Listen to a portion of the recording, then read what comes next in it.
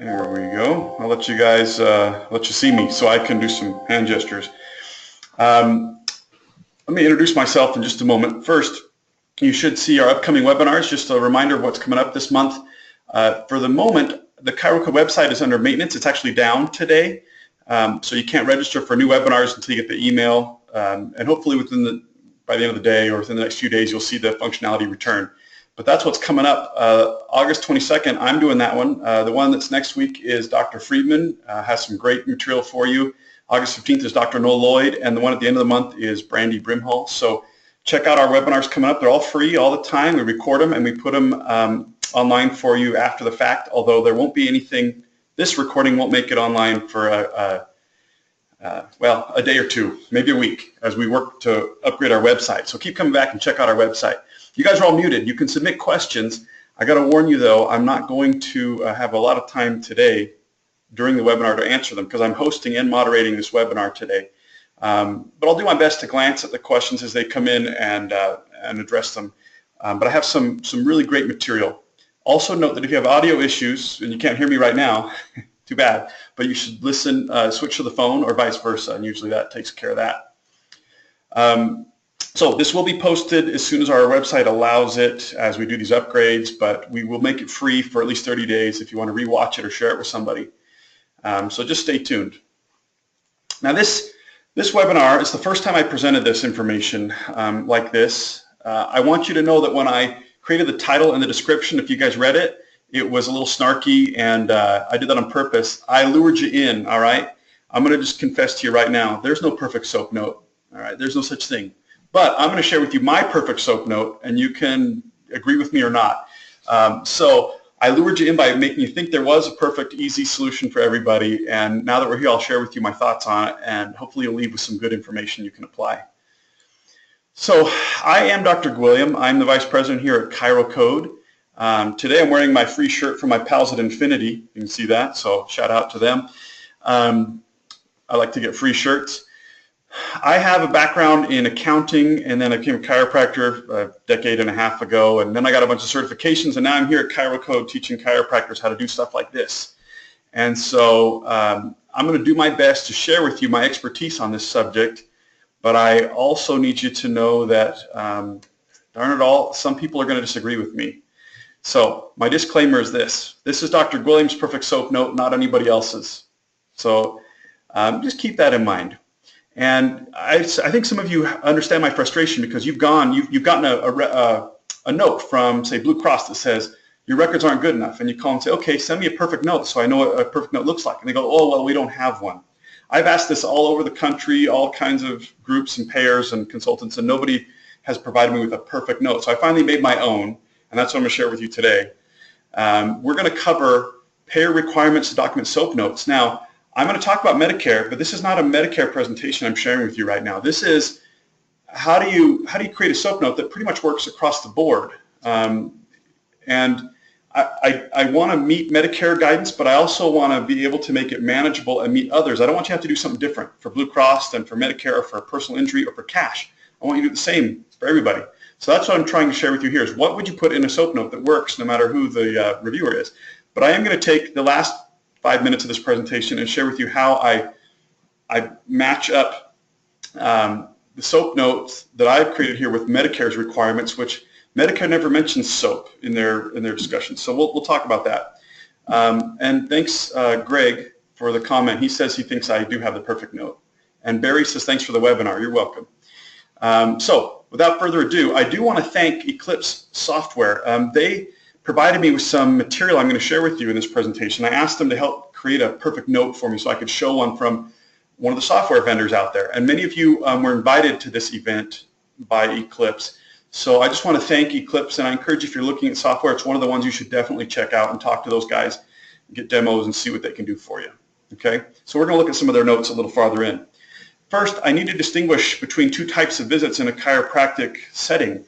There are visits that are evaluations, which might be one where you would bill an E&M code, and there are visits that are considered treatments. And chiropractic care is slightly different from most other healthcare in that regard. So an evaluation visit is where you might record the information for your evaluation and management code.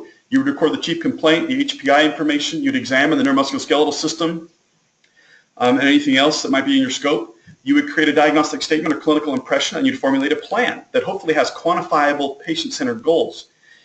All those bullets that you see there are loaded, and I've got lots I could say about each one of them, but we're not going to focus on these today because I'm not talking about evaluation visits. I want you to understand that evaluations are different from treatment visits. These are the visits where you carry out the plan, and they may not include a full evaluation, including things that I listed on the last slide. So what you would do in a treatment or daily visit is update the patient-centered, measurable, subjective and objective bits of information that you've gathered. You would assess the patient-specific functional progress, and you would describe the procedures and where the patient is within the plan. Now, I put in red there the acronym for SOAP and how it fits in this. Again, each one of these is kind of loaded. There's a lot. I carefully chose the words in these bullets, and I'm going to elaborate on them as we move forward. Now, when a reviewer asks you for a record, and I'm dealing with a couple of clients, I mean, even this morning, I was working on a case where sometimes the reviewers don't understand this concept. To get the whole story of what's going on with a patient, a reviewer needs to look at the evaluations typically on the other end of the treatment and not just the treatment visits, the daily visits in between. If they look at a single one, it may not make sense. But if it's like a loaf of bread, as my good friend Dr. Functionari says. You got the two ends, which are like the evaluations, and in between you have all the treatments you carry out. And so it's important to make sure that a reviewer has the ends so they understand where those slices fit. So we call this an episode of care rather than just a single isolated encounter. Okay, so we want to make sure that we provide that episode of care. So let's say a patient presents for care at the beginning of the month, and I do an evaluation. I say, I want to evaluate you. I want to check out and see what's going on, put together a plan, figure out a diagnosis, all that. And my plan is I want to see you 3 times a week for 3 weeks. So I do that. I carry out that plan, and I provide treatments for 3 weeks. And then my plan is to go to twice a week for 3 more weeks, right? So you can see the 4th week I switched to twice a week. But then I hit that magic, 4-week mark, and I decide it's time for a reevaluation. So I perform a new evaluation. I look back at the plan, and I go, did it work? Did it not work? Do I have to change something? And I document all this stuff about how the treatments went. And I determine maybe the plan stays the same. So I continue with my twice a week approach. And if this calendar kept going, I might show twice a week. And then whatever my plan says, and I would diminish care as the patient recovers and perform evaluations as medically necessary. So that's kind of the concept. Today, we're focusing on the treatment visits, not the evaluations. And I believe that SOAP notes fit very well with chiropractic treatment visits. They don't work so well for evaluations. I don't think that they are comprehensive enough. And that's a different discussion to have for another time. So what I've got here is, just to kind of introduce this, I've got the daily visit requirements from Optum, one of Optum's policies. This is United Healthcare. And they said daily visit notes should have 1, a subjective record, 2, physical findings that support the things that you found, 3, an assessment of change, and 4, a record of the specific segments that were manipulated. So this is Optum, and so you say, well, I don't have any United Healthcare patients. All I see is Medicare. Or I don't have any of either of those. All I do is personal injury. I'm just letting you know that one of the standards out there from one of the big payers, one of the biggest insurers in the country, is this. This is what they want to see. But, they don't really mention SOAP notes in here, so how do I make that fit? We'll talk about that. Here is a list of requirements I got from a chiropractic network that's in the Midwest, some friends of mine. I think a couple of them are on the presentation today. And they sent me this list and said, these are the things we want to see in a daily visit. We want to see these 9 things. And you can see the first 4 on this slide, and then the next 5 are on the next slide. But they said we would need patient identification. We need to know the date of the encounter and the visit number and the treatment plan. We want to see the chief complaint or why the visit's happening, a neuromusculoskeletal condition. We need updated patient-specific, measurable, subjective, and objective attributes. I'm going to talk about that one a little bit more. Number 5, they said we need an assessment of functional changes that are patient-specific. Number 6, a current diagnosis. 7, we want to know what the procedures are. We need to know what you did, where they were done, why they were done, how long they took, all that stuff. Number 8, what's the plan? When's the next treatment? When's the next reevaluation? And then 9, a clear provider ID signature with date timestamp. So there's 9 things, right? And 9 things is kind of cumbersome maybe to look at, but I think that these are all reasonable to require a chiropractor to do in a daily visit. So the question is, how can I simplify this for you? How can I make this something you can apply in your clinic, which is my goal with you today? I want to give you a clear way to improve your SOAP notes. All right, I'm going to show you what I think is perfect, and it includes the Optum requirements. It includes those other requirements from this chiropractic panel. it includes Medicare requirements, I think. And I know a few of you will challenge me on it, and that's fine. You know, go for it. We'll work it out until we get this perfected if we can, because ideally, as a profession, we really need a single solid method to follow so that we can know we're meeting those requirements and we don't have to worry about them anymore. Because I know a lot of you stress over that. You know, you think you got it done and you do it, you do a good job, your patient gets better, and then, you know, you forgot to put a little bit of information in the objective part of a SOAP note and it's denied and you don't get paid. And I don't want that to happen to you. So I want to give you what I think you should include in each piece of a SOAP note in order to get properly reimbursed and stand up to any old audit that comes your way. So I hope you've heard of SOAP before. It stands for Subjective, Objective Assessment, and Plan. And I added procedures. You'll see some that list it that way because I think that plan and procedures go together there, and it's important to list that information. So we're going to elaborate and go through each one of these. I want you to know that I got my information from a variety of sources. And so some of it is just out there on the web from different groups. Some of it's our old information in Cairo code. And then I tried to incorporate information from payers as well. So if I looked at your note and I looked at the subjective part of a typical treatment visit, and I said, what do I need to see there? Okay, I want you to understand, I believe the subjective part of a note is in the patient's own words. So this is the information I get from the patient they give me, and I would encourage you to use the patient's own words as much as possible to make it accurate and clear, and also I want you to use measurable attributes as much as possible. So something with a number assigned to it, like the visual analog scale or a percentage of time or degrees in the patient's words. Ask them to give you numbers because that's easier to quantify. So I believe the subjective part of a note should mention every complaint the patient has. My example I'm going to share with you today has one complaint, just neck pain, because I want to keep it simple. But if they have shoulder pain, back pain, knee pain, I want each complaint to list all these details. Or at least many of them, so that it's easy for a reviewer to understand the whole story. The real key with the subjective part of a note, the thing that makes it useful, is when it emphasizes change. All right, the buzzword here is change. It's not so helpful to say that there's fixation and reduced motion in a certain segment and say that over and over again for 10 visits.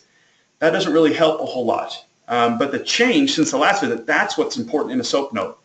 So it's also really, really helpful if you can have the patient tell you about functional change and ADLs. So they can talk about change with a specific complaint, and you can look at the parameters I've listed there about the complaint, you know, the location, the character, and so on. And any change is really helpful. But even more helpful is a patient statement of functional change in the subjective part of your note. For example, I can walk a few hundred yards further before the pain stops me, or I can sleep 3 hours before the pain wakes me up. Those statements from the patient in their words is a great support in the subjective part of your note to justify your care.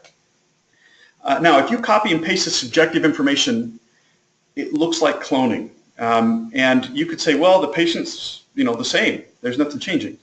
Okay, it's okay for the patient not to change from one visit to the next, maybe 3 visits.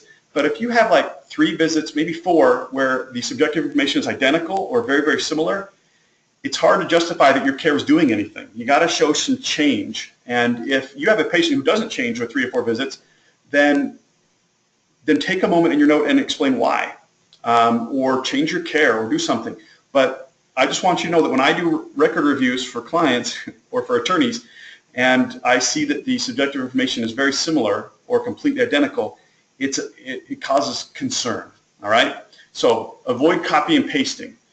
If they're the same from one visit to the next, okay, I can tolerate that once or twice, but don't go beyond that.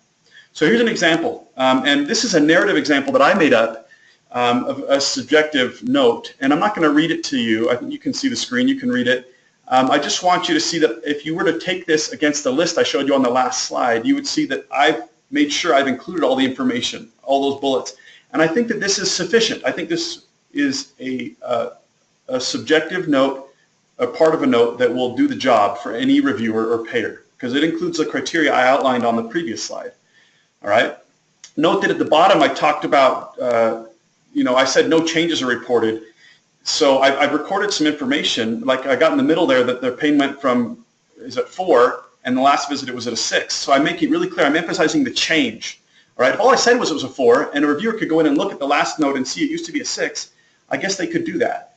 But I don't want to make them do that. I'd rather summarize it for them, make it easy for them to spot. Look, it's change I'm emphasizing. You're not necessarily where they're at right now, but here's where they're at relative to where they were. And then the reviewer has an easier job of doing their job. Okay, so that's an example. Now, I went ahead and asked my friends at ECLIPSE to give me a note out of their system. And they can create notes that are more narrative like I have there, or they can do this list. And I asked them to do the list for me because I like lists. When I do audits, if you guys send me your charts and ask me to review them for you, I love reviewing lists because it's so easy for me. I can take my criteria, I can look at your list, and I can just boom, boom, boom. So yeah, ECLIPSE put together this note for me. And this is a subjective portion. You can see all the details about the complaint in the first part there. And then at the bottom, they include information about some functional information, functional change about sleep, and then the change since the last visit or since care began. So there's some mention of change. Focus on what's changing, all right? So this is my example from ECLIPSE. That brings us to the objective part of a SOAP note. That's an interesting question. I'm going to address this from Erica. She says that sleep isn't a good functional measure because it's not a musculoskeletal issue. What are my thoughts? I would argue that it could be a musculoskeletal issue if I document clearly that the sleep problem is related to the pain. So patient, and that's what I kind of meant to do here, patient is waking up after 2 hours because their neck hurts so darn bad. That way I think it is a musculoskeletal issue. Now if they have sleep insomnia and other problems or related to anxiety or something like that, all right, maybe that has nothing to do with the care, but sleep, I think, can be correlated, in my opinion, to musculoskeletal issues. Megan's asking about copies of the slides. I'm not providing copies, but I will let you watch the recording, and you can take screenshots all you want from the recording. Unfortunately, I don't know how soon the recording will be available on our website, so stay tuned and check back at chirocode.com/webinars for these slides. And I'm going to give you at the very end one slide that sort of captures everything, okay? So that's the one you want to do a screenshot of or write some stuff down. Good point from Elizabeth. Sleep is part of the Oswestry questionnaires, so you could argue that it's functional because it's part of an outcome assessment. So the objective portion of the note is quantifiable, and I really like this word quantify because it's all about numbers. When the universal language out there is numbers. If somebody understands how to count, then if I tell them 10 is more than 5, they know what I'm talking about. But if I say the patient says they're feeling a little different or better, we can talk about feelings all day long, and that's very subjective. But what's objective is quantifiable information. So I want your objective stuff to have numbers in it as much as possible. I want you to emphasize the numbers if you can. For example, range of motion. That's a great example of a number. When you can rate the muscle strength, those are great numbers. Outcome assessment tools are quantifiable, measurable information. And that's a whole other presentation we can discuss. So I believe that a good objective part of a chiropractic note, and this is a little different, some of you may not have heard this before because I think I made this up, it should include a section about segmental dysfunction. I think it's worth separating out some objective findings that support the diagnosis of a subluxation or segmental dysfunction. And I believe the best way to do that is with PART. And I'll discuss how this correlates with Medicare a little later in this presentation. But I think if I was auditing you and I was looking, I go, okay, they did an adjustment. Let me see if they have a good proof to explain to me why they did an adjustment. I'll look for PART in the objective findings so I can see support for an M990 diagnosis to support the adjustment. Now let's say you also have other findings like some muscle spasm issues or trigger points or some underlying degeneration. Then I would look for other information in your objective or exam portion of your note, including palpation, range of motion, stability, muscle strength and tone, that is separate from the documentation to support the subluxation or the segmental dysfunction. I've actually listed that bullet there under other diagnoses, that first bullet under other diagnoses. That's the 4 criteria that are outlined in the 1997 documentation guidelines for E&M coding, so for musculoskeletal exam. So I'm just throwing out that these are the elements for a musculoskeletal exam that you could include in a daily visit, if they're relevant, to support diagnoses other than the segmental dysfunction, which I'm going to support with PART, even though those overlap. I'm going to keep them separate so it's easy to audit, and I can find support for my segmental dysfunction diagnosis under part and support for my other diagnoses in the other part of my exam. And then I've listed ortho and neuros if you feel like they're necessary or applicable to the patient's case, not necessarily required at typical daily visits. And then I've listed OATS, outcome assessment tools, which we've talked about a lot, and if you want to know more about that, read chapter 4.5 in the ChiroCode desk book. The real key with objective information in a SOAP note is emphasize change since last visit. I don't care so much about how this visit looks by itself, but tell me how they changed since the last visit. So if the range of motion is increased a little bit, document that, tell me about it, point it out, make it easy for me to see it. If you copy and paste your objective findings in more than a couple of visits, it looks like cloning. So I've seen plenty of records where the doctor says there's, reduced intersegmental motion at this segment and this segment and this segment, and it's the same every note. That looks like you're not helping the patient. Emphasize change. Tell me what's different, okay?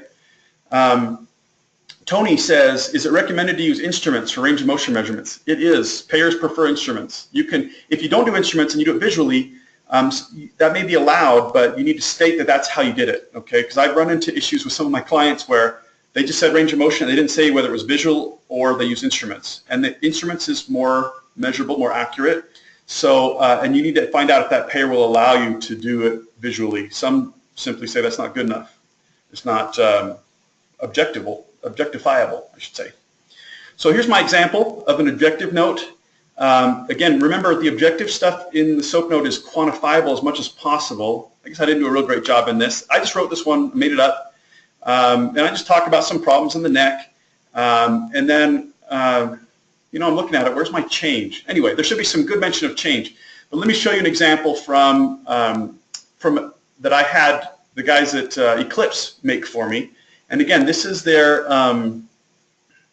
bullet list type note where, as opposed to a narrative format. And so you can see here that they've listed out, the findings that relate to the case. So I mean, objective.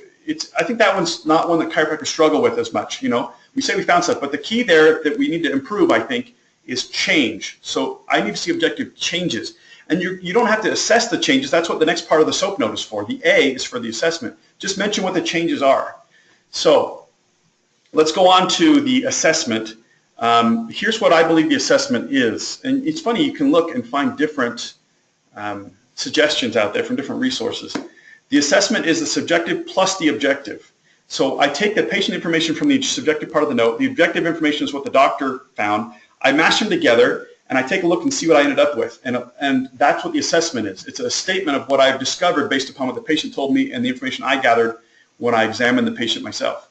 So in the assessment, this is where you can put in a diagnostic statement or clinical impression. Or in a daily visit, simply a list of the diagnosis codes that are relevant, right? This is where you can talk about subjective progress. Progress is really key in the assessment. It's very important for establishing medical necessity that you show progress. So I can talk about changes in the ADLs. So I might have said back in the S, patient states that they sleep longer than before because the pain doesn't hit them until later. Here in the assessment is where I might mention, there's evidence of progress because of the sleep change. And I might remind the reader of my goal of getting them to be able to sleep without pain, up to 6 hours. This is a good place to do that. Same thing with the objective findings. You can go, in the objective I stated that the range of motion was this, but here in the assessment I'm going to talk about it's improved, it's changed, or maybe it hasn't, maybe it stayed the same, but I'm going to acknowledge it and talk about it a little bit.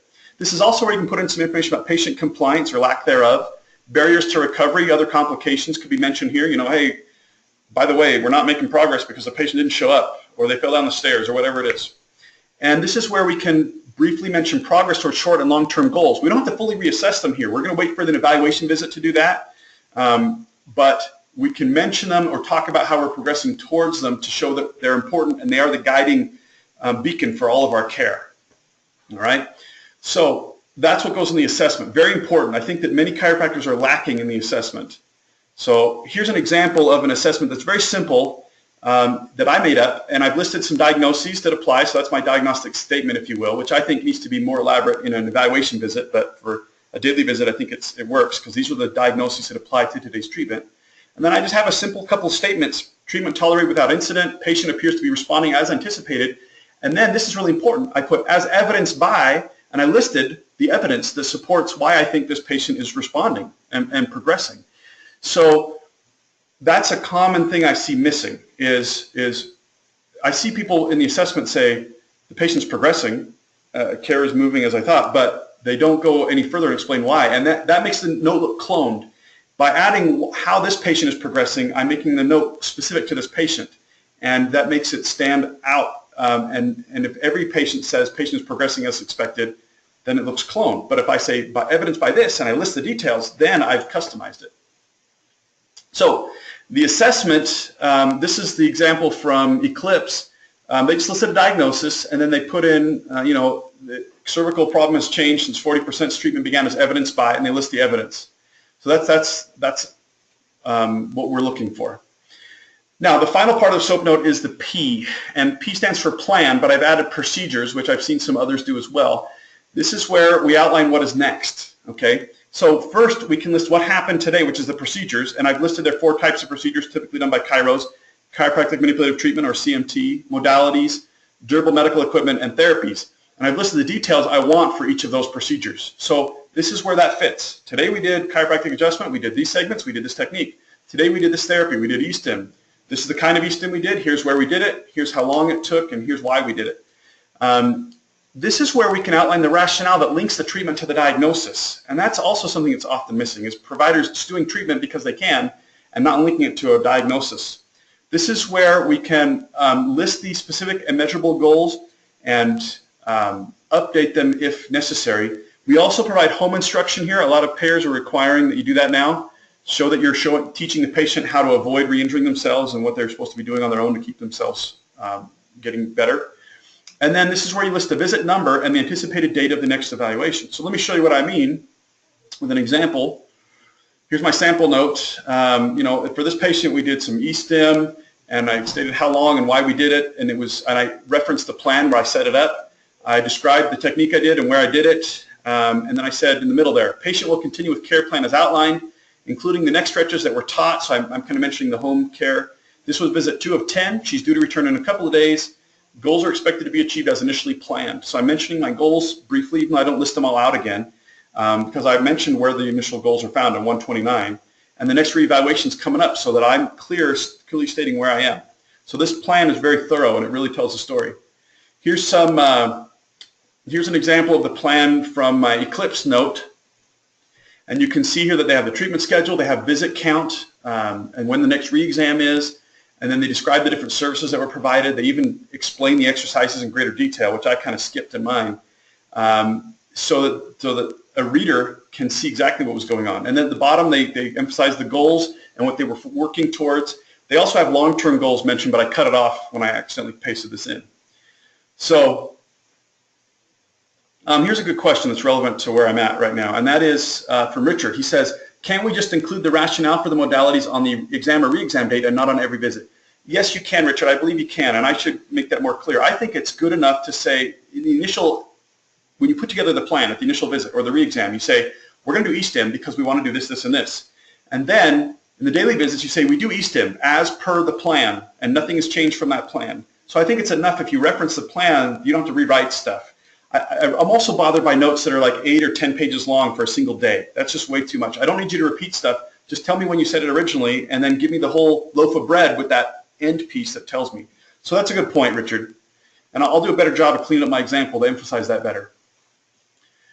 So in the time, I'm going to take another 5 to 10 minutes, even though I know that we're scheduled for half an hour. I want to help you understand the correlation between SOAP notes and Medicare.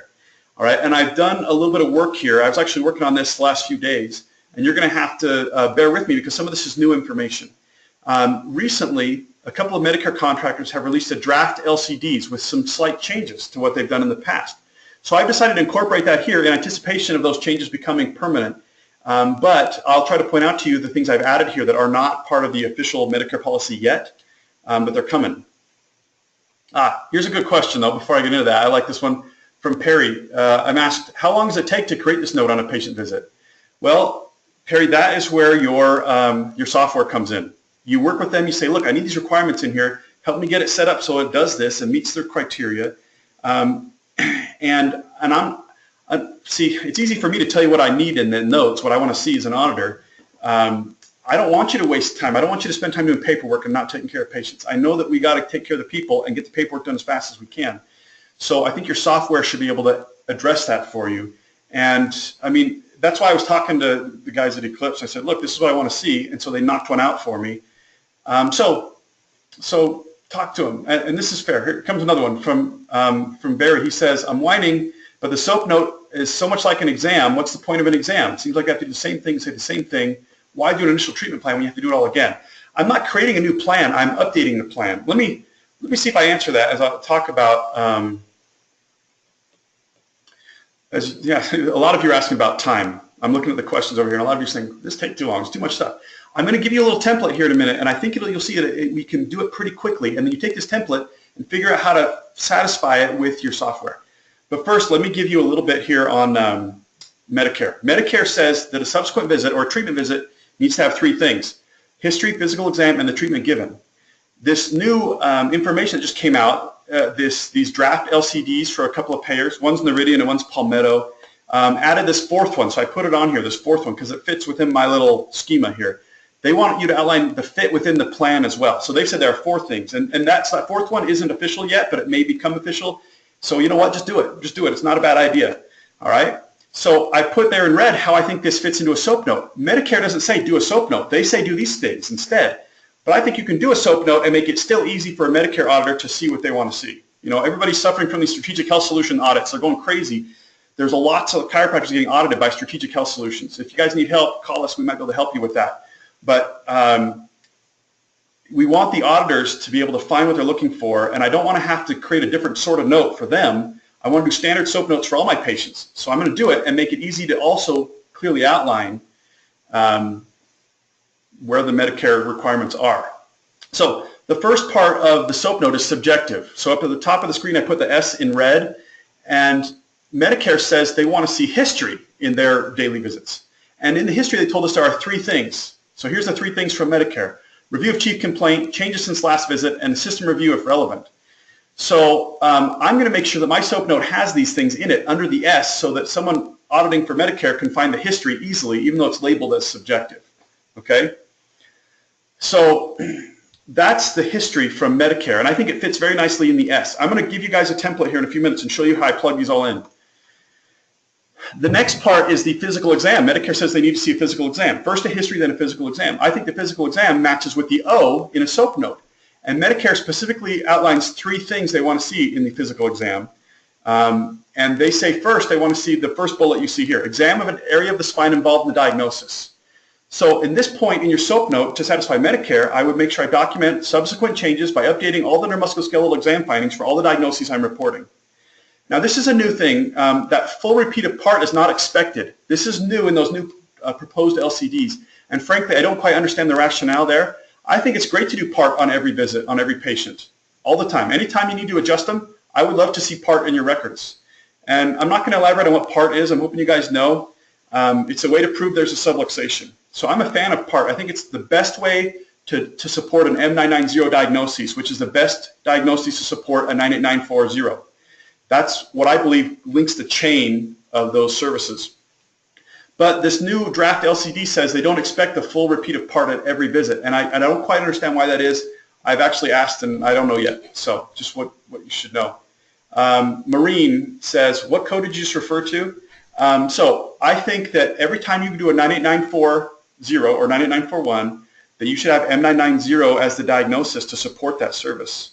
That's what I think is the best diagnosis code to support that service. And for those of you who choose to do a 98940 or 9941 or 9942, and you don't have an M990 diagnosis, you can probably justify it, but why bother? I think that if you can prove there was a segmental dysfunction, which is M990, then you've got a great diagnosis for it. And the way you prove there is you do a part exam, as outlined by Medicare. Even if you don't see Medicare patients, you do the part exam. So that's the first requirement from Medicare. The second part of the physical exam, the second and third parts of the physical exam Medicare requires, I believe, fit in the A of a SOAP note. They tell us for a physical exam they want you to assess changes in the patient's condition since last visit, and they want an evaluation of treatment effectiveness. So what I really want to see is a comparison between previous findings and current findings, and Medicare says they want you to continue to evaluate the patient as you go rather than put together a plan and refuse to deviate from it. That you need to be flexible. And then for evaluating treatment effectiveness, you need to acknowledge progress towards goals or lack thereof. I see too many providers say, I made a goal. I know they didn't reach it, but I made it. You got to take time and say, you know what, the goal's not working. I'm going to change it. So if you're not reaching a goal, you need to acknowledge it. So I give you an example. Patient is responding as anticipated, as evidenced by, and then list what the evidence is. That's the thing that's lacking too often. And then I think it's good. This is a good place to say patient tolerated the treatment without incident. And this is where you modify the treatment for Medicare's purposes. They want you to state if the treatment is effective, evaluation of treatment effectiveness, and this is where you'd say, you know what, this isn't being effective, I'm going to change, I'm going to do something else. So the final thing Medicare requires is the treatment given and the fit within the care plan, which I think correlates very well with the P in a SOAP note. This is where I would list the chiropractic manipulative therapy that was done, the modalities and therapies that were done, and I think it was Greg who said something earlier. I think it's sufficient to say I did E-stim as outlined in the treatment plan dated 6/12/2016, rather than listing all the repetitive details. This is the new thing though, fit within the plan. Medicare has added this to LCDs. It may become official, and that is they want to see what treatment number you're on. This is treatment 4 of 10. They really want to see that now. Fine, if you guys have never done that before, or you should start doing it. Again, it's not a requirement yet, but I think it will be, and it's just a good idea anyway. So you put together a plan, you say, I'm going to do 6 visits, I'm going to do 12 visits, I'm going to do 18, whatever, and say, this is visit this. And if the patient doesn't show up for visit 5, then you go into the patient record and you say, today was supposed to be visit 5 of 10, but the patient didn't show up, and here's the deal. And we tried to call them. And then they come in for visit 6, and you can still call it, so you can record the whole path, okay? So here's a question from Josh. He says, how about macros to help you with this? That's between you and your payer, your health record, your EHR. They can help you with the macros. I know a few of you commented about how you just use paper, You can use paper. You can still get away with that, but it's going to be really hard to get incentivized for MIPS, that whole program, if you don't have an EHR, but that's another story. So let me just bring it all together because I want to wrap this up and try to get through a few of your questions. There's a ton I've been ignoring. I apologize. Here's the scoop. Medicare requires these 3 things plus this new 4th one, which is what number is this in the care plan? And on the right is how I fit that into a SOAP note. So here's my perfect SOAP note. All right, I'm just building up. This is the SOAP template I think will satisfy nearly all payers all the time. In the earlier slides I gave you more details, but this I think is, if I audited you and you sent me a note that kind of had these headings and then listed the details, this would probably satisfy all payers, I think. So take a look. Under S, I've got the chief complaint and the changes. I mean, I'm summarizing here, but just tell me what their main problem is and how it's changed. That's what I want to see in S. And I had extra details back in the earlier slides where I told you, list the location, the quality, the severity, and then talk about functional changes. So there's more details, but this is all I need to see. Under O, I want to see information that supports the diagnosis for the adjustment. So that's why I put PART down there. For each segment you adjust. If you adjust 3 segments and you want to get paid for 99 for one, I better see PART for 3 different segments to support the M990 diagnosis. And then other neuromusculoskeletal findings support other diagnoses I might have assigned here. If I did radiculopathy, other things, I better have other neuromusculoskeletal findings to support that to make it clear that there's support for it. The A, include what the diagnosis is, include progress. S and O is subjective and objective. Take a minute under the assessment and say, we've made some subjective progress, we made some objective progress, or we haven't.